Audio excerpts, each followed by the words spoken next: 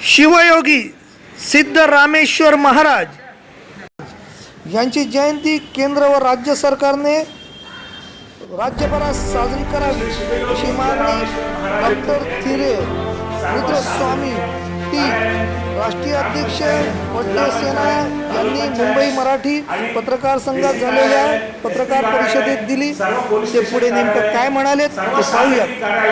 धारावर्षी 14 जानेवारी साजरी करावी। कर्नाटक सरकार, राज्य सरकार श्री शिवयोगी सिद्धरामेश्वर महाराजांची जयंती साजरी करेना अनुरोध केला आहे।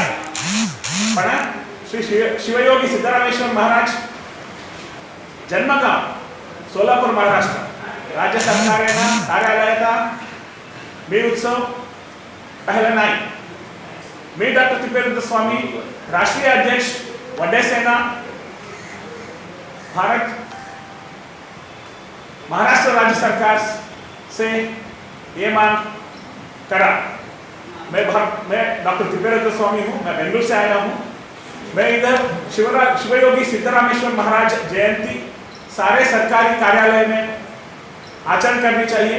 हम कर्नाटक में गवर्नमेंट ऑर्डर बना के सारे सरकारी कार्यालय में आचरण कर रहे हैं और मैं महाराष्ट्र राज्य सरकार से ये विनती करता हूं कि शिवयोगी सिद्धरामेश्वर महाराज की जयंती सारे सरकारी कार्यालय में आचरण करनी चाहिए।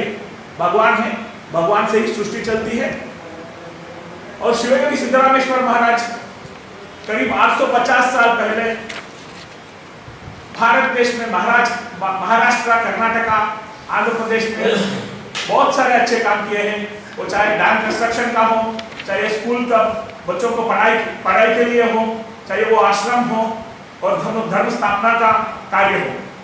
मैं इतना बोलता हूँ आपके माध्यम से कि शिवयोगी सिद्धरामेश्वर महाराज जी का मूर्ति सारे विधानसभा, कर्नाटक का विधानसभा, महाराष्ट्र के विधानसभा और सारे राज्य के विधानसभा के आगे स्थापित करने चाहिए और संसद भवन दिल्ली के आगे भी शिवयोगी सिद्धरामेश्वर महाराज जी का मूर्ति स्थापना करनी चाहिए।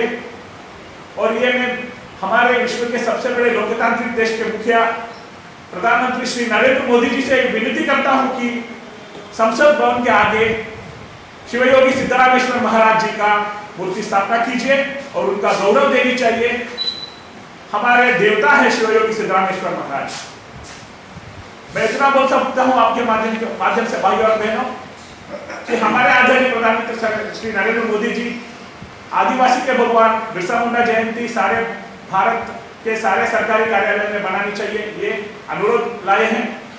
ऐसे इसी तरह से शिवयोगी सिद्धरामेश्वर महाराज जी का जयंती भी भारत देश के सारे कार्यालय में बनानी चाहिए।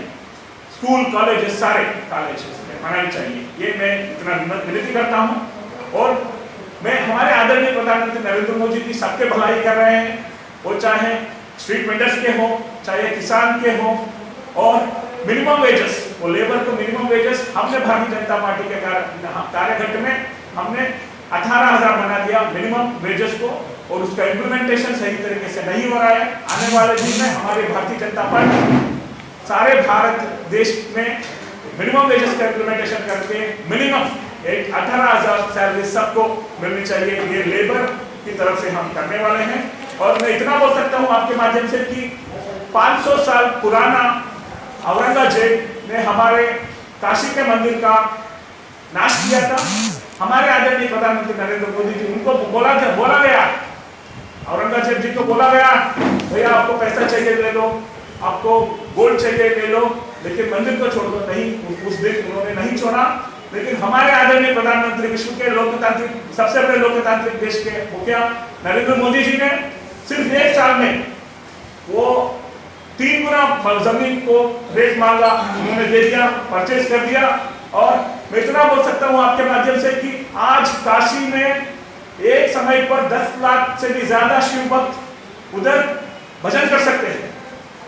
आज काशी में करीब 8 करोड़ से भी ज्यादा साल में शिव भक्त आ रहे हैं। मैं इतना बोल सकता हूँ आपके माध्यम से कि हमारे राम मंदिर का निर्माण हो रहा है और आने वाले दिन में मथुरा में भी सुझाव लाया जाएगा।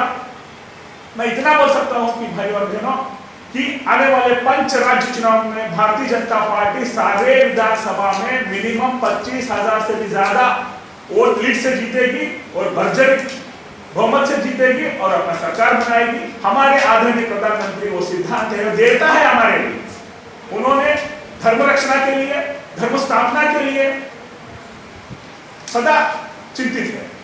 मैं इतना बोल सकता हूं भाई और बहनों आपके माध्यम से कि भारत देश में हमारे आदरणीय प्रधानमंत्री देवता की तरह पूजा जा रहा है सारे गांव में भारत देश में।